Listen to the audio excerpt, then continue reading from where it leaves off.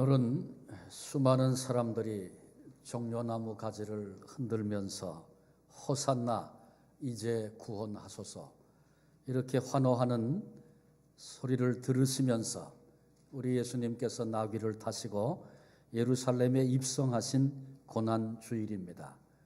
오늘부터 우리 주님께서 십자가의 말로 다 할 수 없는 고난을 받으시고 무덤에 들어가시는 이른바 고난주간이 시작이 됩니다.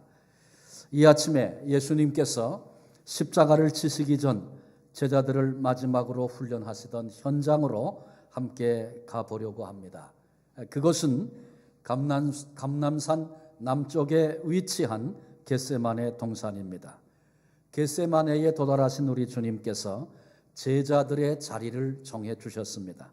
너희는 여기 머물라. 이는 시간과 공간 이상의 의미를 가지고 있는 말씀이라 생각합니다. 믿음의 사람만이 머물 수 있는 자리, 성도된 우리들이 반드시 머물러야 할 자리에 대하여 주님이 말씀하셨습니다.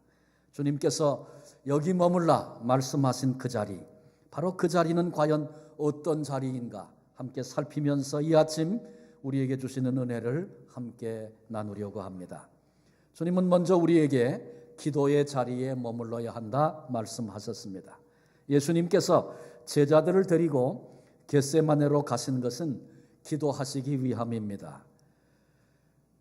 이 일을 통해서 주님은 제자들을, 성도들을 머물러야 할 자리가 있는데 그것이 기도의 자리라고, 나와 함께 깨어 있으라고 이렇게 도전하시며 말씀하시는 것입니다. 기도라고 하는 히브리어는 데필라 이런 단어입니다. 그 단어의 뜻은 베다, 자르다 그런 의미를 가지고 있습니다. 그 뜻 그대로 기도란 하나님 앞에서 나 자신을 베는 작업입니다. 겉을 그럴듯하게 화려하게 잘 포장하고 꾸며도 베어보면 그 속에 있는 것들이 다 드러나도록 그렇게 돼 있지 않습니까? 김밥이나 순대를 썰어보면 그 속에 뭐가 들었는지 정확하게 보여집니다. 기도도 마찬가지입니다.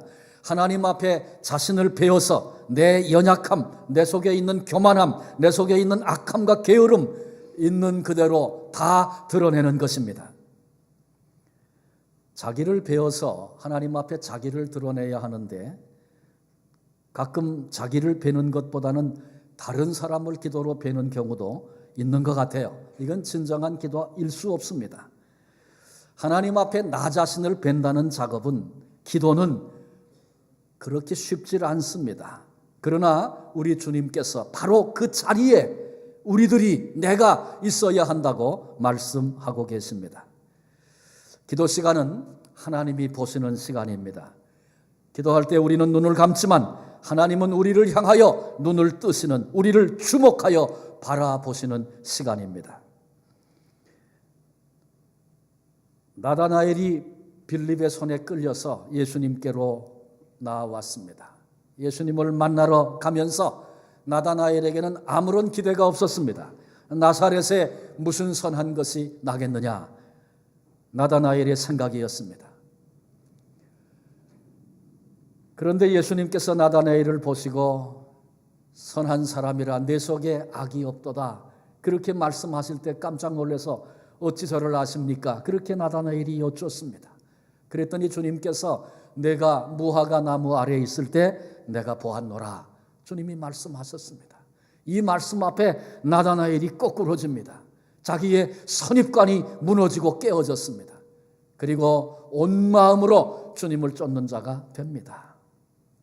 나다나엘은 자기 민족을 생각하며 암울한 역사를 생각하며 안타까운 마음으로 하나님의 나라를 기다리면서 종종 사람들을 피해서 무화과 나무 밑으로 들어가 거기서 기도하던 사람이었습니다. 그런데 우리 주님께서 바로 기도하던 그 사람, 기도하던 그 시간 나다나엘을 보고 계셨다는 말씀 앞에 나다나엘이 깨어진 것입니다. 그렇습니다. 하나님은 기도하던 사람 한나를 보셨습니다. 기도하던 사람 사무엘을 보셨습니다. 기도할 때 고넬료와 베드로의 모습을 하나님이 보셨습니다. 옥중에서도 기도하던 바울과 실라, 그때 그 모습을, 그 마음을 주님이 주목해 보신 것입니다. 그러니 동일합니다. 저와 여러분, 우리들이 기도할 때에 하나님께서 나를 주목하여 보시는 줄로 믿습니다. 또 동시에 기도 시간은 하나님이 들으시는 시간입니다. 우리의 작은 신음소리까지도 들으시는 시간인 것입니다. 그러므로 기도하는 사람은 내 기도를 들으시는 하나님께 집중해야 합니다. 우리가 기도할 때 물리쳐야 할 유혹이 있는데, 그것은 사람들이 듣는다라고 하는 것입니다. 예수님은 언제나 기도하기를 즐거워하셨고 기도하는 사람을 기뻐하셨습니다. 그런데 기도하던 한 사람 바리새인을 향하여 주님이 무섭게 책망하신 적이 있습니다. 왜 그렇습니까? 사람에게 들려주려고, 사람 들으라고 했던 그 기도를 주님이 그렇게 미워하신 것입니다. 그러므로 기도 시간에 사람들의 귀만 의식하는 사람은 어리석은 사람입니다. 기도 시간은 하나님께서 귀 기울여 내 음성을, 내 고백을, 내 절규를 들으시는 시간이라는 사실을 결코 잊지 않고 명심해야 할 것입니다. 한나라는 여인이 있었습니다. 자식이 없었습니다. 그것 때문에 또 다른 부인이었던 여인으로부터 괴로움과 수치를 그가 당했었습니다. 그래서 그것 때문에 하나님 앞에 기도하고 통곡했습니다. 한 번은 오랫동안 기도했는데 입은 움직이지만 말소리는 들리지 않았습니다. 당시 대제사장이었던 엘리가 그 모습을 지켜보다가 꾸짖었습니다. 언제까지 취하여 있겠느냐? 포도주를 끊어라. 안타까워서 속이 상해서 견딜 수 없어서 하나님 앞에 기도하는데 술 취한 사람 취급을 받은 것입니다. 그러나 사람의 평가는 그렇게 중요하지 않습니다. 정말 중요한 것은 하나님께서 친히 그때 한나의 그 기도를 들으셨다는 것입니다. 그래서 하나님께서 사무엘을 한나의 품에 허락해 주시지 않았습니까? 이스라엘의 병거와 마병이요, 온 민족에게 이렇게 존경을 받고 하나님의 사명을 쫓아 거룩한 영향을 끼쳤던 위대한 지도자 사무엘을 기도를 통하여 얻게 된 것입니다. 예수님은 이 땅에 계실 때에 친히 기도하심으로 기도의 본을 보이셨습니다. 우리 주님은 새벽 기도를 하셨습니다. 마가복음 1장 35절에 보면 새벽 5일여 미명에 예수께서 일어나 나가 한적한 곳으로 가사 거기서 기도하시니, 새벽 기도하려면 일어나야 합니다. 나가야 합니다. 예수님은 금식 기도도 하셨습니다. 마태복음 4장 1절과 2절에 보니까 그때에 예수께서 성령에 이끌려 마귀에게 시험을 받으러 광야로 가사 40일을 밤낮으로 금식한 후에 줄이신지라. 금식하려면, 바른 금식하려면 성령에 이끌려야 되는데 우리 주님은 공생애를 시작하시기 전에 40일을 밤낮으로 금식하셨습니다. 주님은 철야 기도도 하셨습니다. 누가복음 6장 12절에 보니까 예수께서 밤이 맞도록 하나님께 기도하시고, 성경에 보니까 산기도도 하셨어요. 마태복음 14장 23절에 무리를 보내신 후에 기도하러 따로 산에 올라가시다. 성경은 이렇게 증거하고 있습니다. 또 성경에 보면 예수님이 기도하시는 모습을 설명하는데, 오늘 본문과 똑같은 사건이었던 누가복음 22장 41절에는 저희를 떠나 돌 던질 만큼 가서 무릎을 꿇고 기도하시다. 본문에는 얼굴을 땅에 대시고 엎드려 기도하여 이르시되, 예수님께서 십자가를 앞에 놓으시고 기도하시는데 무릎을 꿇고 얼굴을 땅에 대시고 간절한 마음으로, 간절한 모습으로 그렇게 기도하셨다고 성경이 증언하고 있습니다. 이렇게 친히 기도에 힘쓰시던 우리 주님께서 제자들을, 우리들을 기도의 자리로 부르고 계신 것입니다. 내 마음이 매우 고민하여 죽게 되었으니 너희는 여기 머물러 나와 함께 깨어 있으라. 시험에 들지 않게 깨어서 기도하라. 우리 주님의 당부의 말씀이셨습니다. 우리가 다 아시는 것처럼 베드로는 이날 기도에 실패했습니다. 기도에 실패하니 시험에 들지 않도록 깨어서 기도하라. 주님 그렇게 당부하신 말씀 그대로 기도에 실패하니 큰 시험에 빠지게 된 것 우리가 알고 있습니다. 유다가 군대를 이끌고 예수님을 잡으러 칼과 몽치를 들고 왔습니다. 당황하던 베드로가 벌떡 일어나서 칼을 빼서 말고의 귀를 뱁니다. 우리 주님께서 그 베드로를 향하여 책망하셨죠. 감당해야 할 사명, 영적인 싸움은 그런 검으로 하는 것이 아니다. 칼을 내 집에 칼집에 도로 넣어라. 칼을 쓰는 자는 칼로 망할 것이다. 주님께로부터 책망을 들었습니다. 예수님이 사람들에게 붙들려서 대제사장 가야바의 집에서 신문을 당하실 때에 그때 베드로는 가야바의 집 바깥 뜰까지 따라갔었습니다. 그런데 함께 있던 무리 중에 한 여종이 당신도 예수의 당이라, 내 목소리가 그걸 증명한다, 그렇게 말했습니다. 그때 베드로가 당당하게 서서 그래, 내가 예수님의 수제자 베드로다, 뭐가 잘못됐느냐, 그렇게 대해야 했을 터인데 예수님은 붙들려가고 분위기가 이상하고 상황이 이상하게 흘러가고 있는 모습을 보면서 베드로의 마음속에 두려움이 찾아와 그 마음이 무너져 버리고 말았습니다. 예수가 누군지 나는 들은 적도 아는 바도 없다. 심지어 저주까지 했다고 3번씩 주님이 말씀하신 그대로 반복하여 예수님을 부인했습니다. 닭이 울고 베드로가 얼마나 통곡했습니까?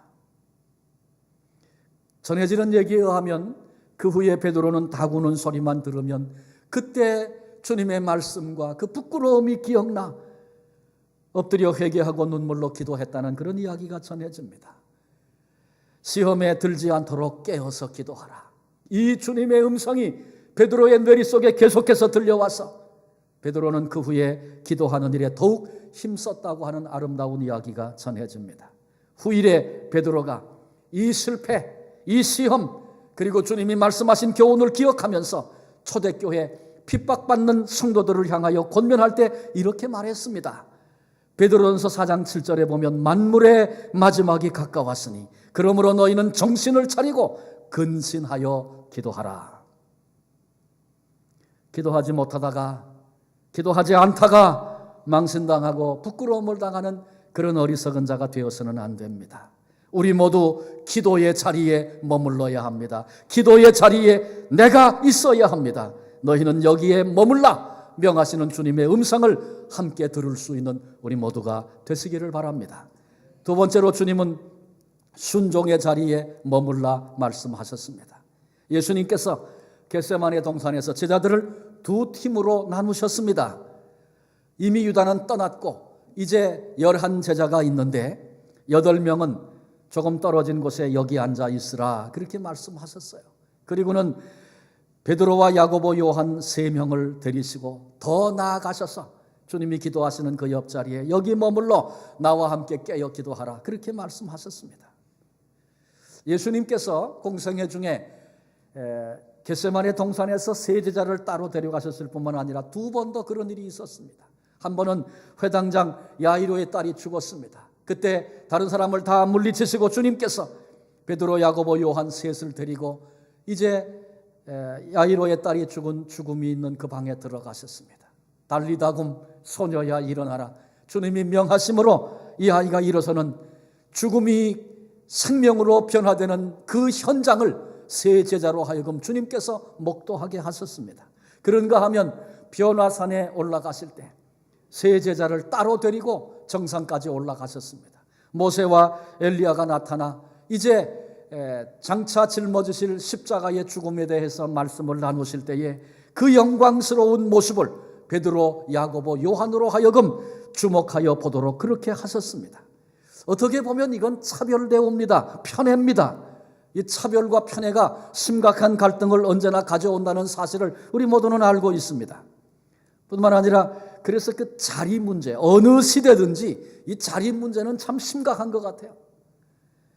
여기 있는 우리도 예외가 아니라고 생각합니다. 나는 그러지 않아요. 그러지만 차별받는 자리에 내가 앉게 되면 다 그런 마음이 드는 것, 그게 인간입니다.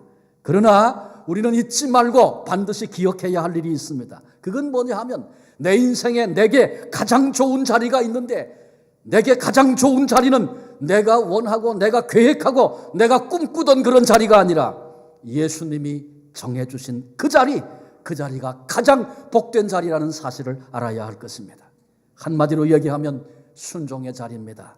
순종함으로만 얻는 자리입니다. 왜 그렇습니까? 그 사람만 왜 갑니까? 그것이 아니고 주님이 명하시는 그 명하심 앞에 주님의 선하심을 신뢰하고 순종할 때 머물 수 있는 자리입니다. 사무엘은 우리에게 순종이 제사보다 낫다고 분명하게 도전하고 있습니다. 몸은 제사의 자리, 예배의 자리에 나와 있는데 우리의 삶은 불순종으로 일관되어져 있다면 우리의 모습은 부끄러운 모습이 아닐 수 없습니다.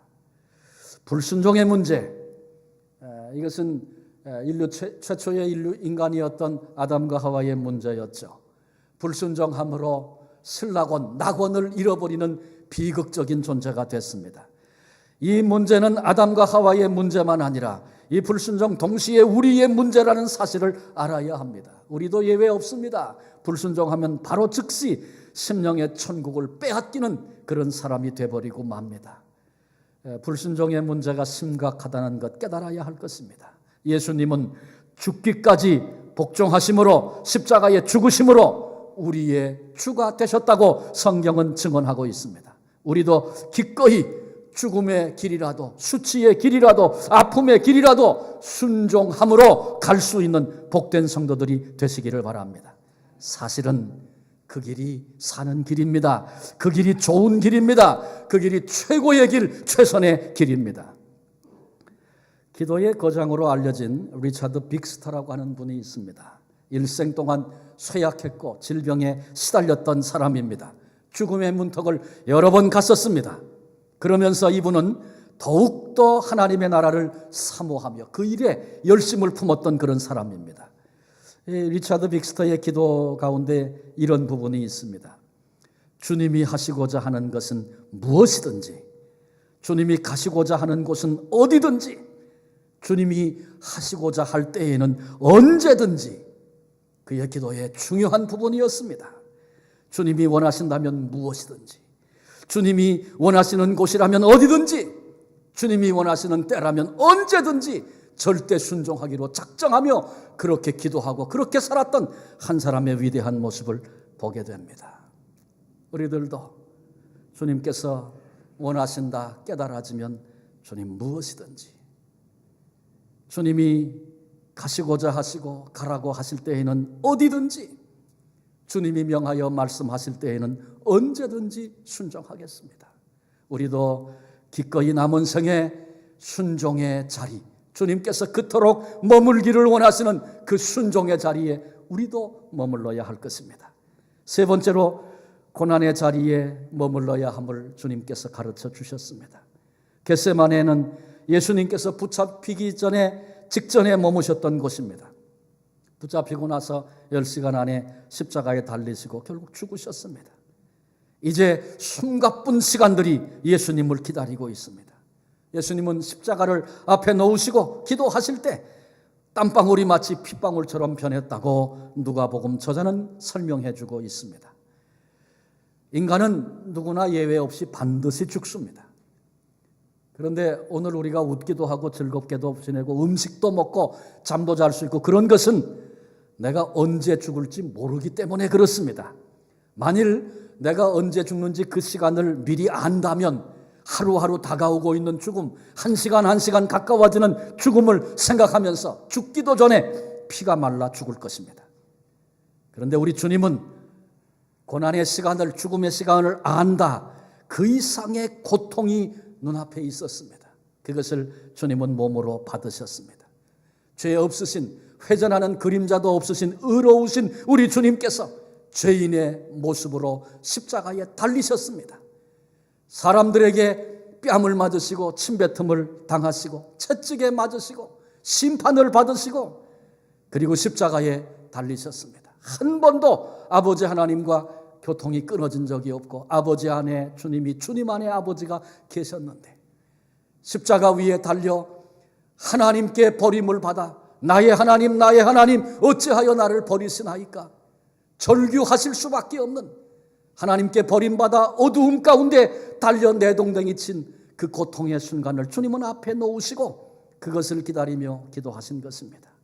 그런데 주님이 받으셨던 이 모든 고난은 바로 저와 여러분, 우리를 위해서, 나를 위해서 주님이 받으신 고난임을 잊지 말아야 할 것입니다. 내 안에 있는 죄 때문에 그 죄가 드러나면 수치를 겪게 되죠. 누구라도 예외 없습니다. 내가 받아야 될 수치, 내가 받아야 될 멸시, 내가 받아야 될 고난, 내가 하나님께 버림받아야 될 그런 비극적인 존재인데 죄의 삭은 사망이어서 내가 마땅히 죽어야 할 텐데 이것을 나를 대신하여 주님이 담당하시고 걸어가신 십자가의 그 고난을 결코 잊지 말고 늘 기억하는 자 되어야 합니다. 그런데 예수님께서 이 고난의 현장에 제자들을 초청하시고 함께 하자고 지금 말씀하시는 것입니다. 왜 그렇습니까? 급하면 지푸라기로도 잡는다고 그런 심정을 가지고 연약한 제자들일지라도 의지하고 싶어서 함께 있자 그러신 것입니까? 너무나 고독하고 너무나 외로워서 제자들이 좀 알아주고 위로라도 좀 받기를 원해서 주님이 여기 함께 있자 그러신 것입니까? 결코 아닙니다. 이 문제는 십자가를 지신 이후에 얻으신 우리 주님의 영광 안에서 풀립니다. 십자가를 지시고 죽으셨고 무덤에까지 내려가셨습니다. 그러나 죽음으로 끝난 것이 아니라 우리 하나님께서 죽음의 자리에서 예수님을 말씀대로 사흘 만에 일으키셨습니다. 그리고 모든 인생들에게 부활의 산 소망이 되어 주셨습니다. 멸망할 수밖에 없는 인생들에게 우리 앞에 이 같은 영광이 있다고, 그래서 이 영광을 믿음의 눈으로 바라보고 소망하던 성도들마다 죽음의 자리에서도 환히 웃을 수 있고 여전한 소망 때문에 예수님을 바라보고 그 길을 갈 수 있는 그런 은혜들이 있었다는 것 우리 모두가 알고 있습니다. 그런데 주님은 지금 땀방울이 핏방울이 되도록 앞에 있는 그 고통 때문에 고난 때문에 씨름을 하시면서 그 현장에 제자들이 함께 있기를 원하시는 것은 고난을 통과해야만 이런 영광에, 이 같은 영광에 이를 수 있다고 하는 주님이 보여주신 공식, 이것을 깨달아야 한다고 주님이 그 자리, 그 곁에 제자들을 두신 것입니다. 우리 중에 누구든지 그러하듯이 고난을 좋아하는 사람은 아무도 없습니다. 그래서 예수님은 일부러 고난의 현장에 제자들을 초대하시고 지금 훈련하고 계십니다. 주님을 따라가려면 우리들이 지고 갈 십자가가 있다고 언급하시기도 하고, 고난이 아프고 힘들고 어려운 것이지만 고난을 통과해야만 그 영광에 이룰 수 있다는 이 영적인 공식을 가르쳐 주신 것입니다.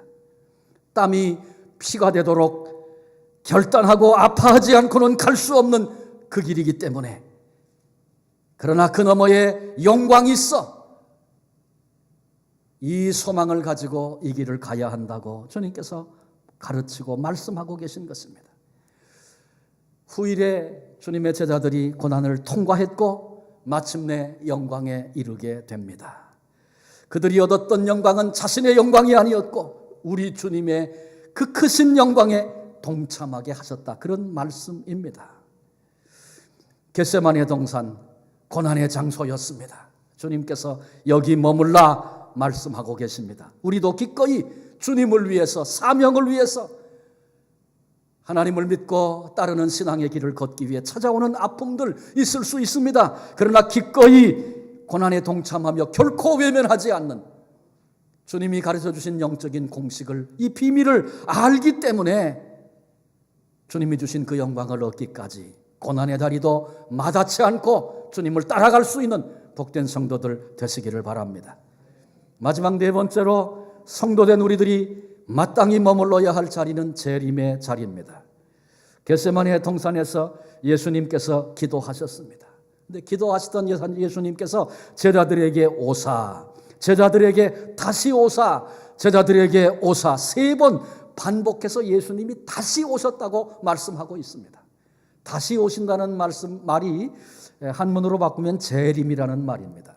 아주 강력하게 다시 오시는 예수님의 모습을 그려주고 있습니다. 재림이라는 헬라어는 파루시아라고 하는 단어입니다. 재판관이 방문하는 것, 그런 뜻을 가지고 있습니다. 온 세상을 심판하실 심판주 되시는 예수님이 다시 오신다는 것이죠. 성경에는 예수님의 재림을 수없이 많이 강조해서 말씀하고 있습니다. 예수님의 탄생, 초림에 대하여 한 번 말했다면 예수님의 재림에 대하여 8번 성경이 언급을 하고 있습니다. 하나님의 언약입니다. 반드시 그렇게 된다는 것이죠. 예수님에 대한 모든 예언들이 다 성취되었고 이제 마지막 하나 남아있죠. 무엇입니까? 예수님의 다시 오심입니다. 예수님께서 비유 가운데 지혜로운 5 처녀의 비유를 말씀하셨습니다. 지혜로운 5 처녀, 어리석은 5 처녀. 이 10 처녀의 외형적인 모습은 아주 비슷했습니다. 거의 같아 보였습니다. 등을 준비했습니다. 불을 켰습니다. 신랑이 오기를 기다립니다. 그런데 시간이 오래니까 두 부류의 처녀들이 다 졸며 잤다고 예수님께서 비유로 말씀하셨습니다. 그때 신랑이 왔다는 외침소리가 들려왔습니다. 졸던 자들이 벌떡 일어나 등을 들고 신랑을 맞으려고 나갑니다. 그런데 5명의 어리석은 처녀들에게는 기름이 떨어졌어요. 준비한 기름이 적었어요. 정말 깨어있어 주님을 맞아야 될 그 순간에 불을 꺼뜨리고 말았습니다. 그래서 옆에 있던 친구들에게 기름 좀 나눠달라 그랬더니 너와 우리 쓰기에 부족할까 한다. 빨리 가서 준비해라. 그래서 기름 사러 갔습니다. 나중에 사가지고 와서 문 두들기니까 우리 주님께서 뭐라 그러셨어요? 내가 너희를 도무지 모른다. 신랑 대신 예수님께로부터 책망을 받고 버림받는 비유의 이야기를 우린 기억합니다. 우리 주님께서 우리에게 주신 시간, 기회 있다는 것이죠. 이때 준비하지 못하면 정작 주님 오실 때 이런 부끄러움을 당할 수밖에 없다는 것이죠. 이것이 내 인생의 결론이 된다면 우리 인생은 비극 중에 비극이 될 것입니다. 다시는 돌이킬 수 없는 결론이, 더 이상 기회가 없을 때가 반드시 우리 앞에 온다는 사실을 잊지 말아야 할 것입니다. 재림의 주님께서 다시 오실 때에 그 주님 앞에 기쁨으로 서려고 한다면 오늘을 주님 앞에서 기쁨으로 살아야 합니다. 사랑하는 성도 여러분, 우리는 오늘 현재 어떤 자리에 연연하고 어떤 자리를 좋아하며 어떤 자리에 만족하고 어떤 자리를 사랑하며 영광으로 여기며 오늘을 살고 있습니까? 그러나 우리 주님이 다시 오시는 그때에 그 영광의 자리에 존재할 수 없는 자라면 불행한 인생입니다. 그때 그 자리가 참 좋았다고 아무리 자랑해도 벌써 망한 것입니다. 그러므로 우리 모두가 다른 자리에 머물 수 없어도 재림의 자리에 기쁨으로 설 수 있는 지혜로운 자, 복된 자 되어야 합니다. 거꾸로 사는 사람, 어리석은 사람입니다. 세상에서는 자리 자랑하고 내가 이런 자리에 앉았다고, 이런 자리가 내 자리라고 그렇게 말하고 살다가 정작 주님이 다시 오시는 그날에 쫓겨나는 자가 된다면 얼마나 불행한 사람이 되겠습니까? 창세기에 하나님의 인간을 향한 몇 가지 질문이 나오는데 그 중에 첫 번째 질문이 범죄하여 숨어있는 아담을 향해서 내가 어디에 있느냐 이렇게 물으시는 질문이 나옵니다. 하나님께서 지금 아담이 어디 있는지 모르셔서 술래잡기 하면서 술래가 이제 숨어있는 사람을 찾아내려고 너 어디 있니? 그렇게 묻고 계신 것입니까? 결코 그럴 리가 없죠. 하나님이 왜 범죄하고 지금 숨어있는 아담의 위치와 자리를 모르시겠습니까? 하나님께서 내가 어디 있느냐? 아담아 내가 어디 있느냐? 이렇게 물으시는 것은 내 인생의 좌표를, 내 인생의 현 주소를 너 확인해야 된다. 내가 어찌하여 그 자리에 가 있느냐? 그렇게 책망하시는, 도전하시는 하나님의 음성입니다. 오늘 하나님께서 우리를 향해서 나를 향하여 질문하십니다. 아무개야, 아무개야, 내가 지금 어디에 있느냐? 우리를 향하여 물으십니다. 주님께서 여기 머물러야 한다 말씀하신 것처럼 기도의 자리, 순종의 자리, 고난의 자리, 영광의 비밀을 덧입는 그 비밀을 알기 때문에, 그리고 오늘을 기쁨으로 주 앞에 살아 기쁨으로 주를 맞이할 수 있는 재림의 자리, 우리가 머물러야 할 자리입니다. 거기 서서 오 주님, 하나님 아버지, 내가 여기 있나이다 이렇게 대답할 수 있는 바로 그 사람, 복된 사람 아니겠습니까? 이제 이번 한 주간 고난주간 저녁 기도회로 매일 저녁 한 주간 모이려고 합니다. 기도회니까 그 자리가 기도의 자리일 것입니다. 기도의 자리에 함께 할 수 있기를 바랍니다. 내 생각을 꺾고 순종해야 나올 수 있는 자리니 그 자리가 순종의 자리일 수 있을 것입니다. 바쁜 생활, 분주한 생활, 힘든 일 여전히 우리 모두에게 그대로 있습니다. 그런데 그 시간을 드리려고 하면 고난도 따를 것입니다. 그러나 주님께서 영광을 덧입는 비밀이, 방식이 여기 있다고 우리에게 말씀하십니다. 오늘 하나님 앞에 기꺼이 기쁨으로 하나님 앞에 서서 주님 앞에 살 때 주님이 다시 오시는 그날이 우리에게 기쁨의 날 되지 않겠습니까? 우리에게 분주함이 있지만, 힘든 일이 있지만, 그럼에도 주님께서 우리를 부르고 계십니다. 여기 머물라 말씀하고 계십니다. 이 한 주간 기도의 자리, 순종의 자리, 고난의 자리, 재림의 자리 머물 수 있는, 아니 이번 고난 주간만 아니라 남은 생애 속에 내 인생 살아가면서 문득문득 내 현주소를 확인하고, 내가 지금 머물고 있는 이 자리가 주님이 원하시는 자리인가? 주님이 기뻐하시는 자리인가? 우리 주님이 안타까워하시고 성령께서 탄식하시는 자리에 내가 지금 머물러 있는 것은 아닌가? 계속해서 내 인생의 현주소를 확인해보고, 남은 생애 동안에 하나님 앞에 이 복된 자리, 주님께서 머물라 하신 그 자리에 머물며 승리하며 살 수 있는 성도님들 한 분 한 분 되어지시기를 주님의 이름으로 축원합니다. 기도하시겠습니다. 주님 감사합니다. 고난의 십자가, 수치와 멸시를 앞에 놓으시고 죽음을 앞에 놓으시고 하나님께 버림받는 이 고통을 우리를 위해서 받으시려고 이 고통을 앞에 놓으시고 겟세마네 동산에서 기도하시며 여기 머물라 말씀하셨던 주님의 음성을 저희들이 다시 상고했습니다. 주여, 종은 무뎌서 볼 수 없고 알 수 없고 그 비밀을 다 깨닫지 못하오나 하나님, 성도된 우리들이 이 땅을 살아갈 때 순간순간 여기 머물라 말씀하시던 주님의 음성이 들려지고 성령께서 우리로 이 자리가 주님이 명하신 자리인지 아닌지를 점검하고 확인할 수 있는 은혜를 베풀어 주셔서, 오 주여, 우리로 하여금 주님께서 원하시고 기뻐하시는 그 자리에 머물 수 있는, 주님은 나를 위해 생명까지 버려 그 고통의 길을 걸어가셨는데 주님 명하신 그 자리에 조금 힘들다고, 내 마음에 맞지 않는다고, 그래서 그 자리를 외면하고 포기하고 버리는 어리석은 자 되지 않게 하시고 남은 생명 다하는 그날까지, 주님 앞에 서는 그날까지 주께서 원하시고 기뻐하시는 그 자리에 기꺼이 몸들여 설 수 있는 하나님의 사람들이 되게 해 주옵소서.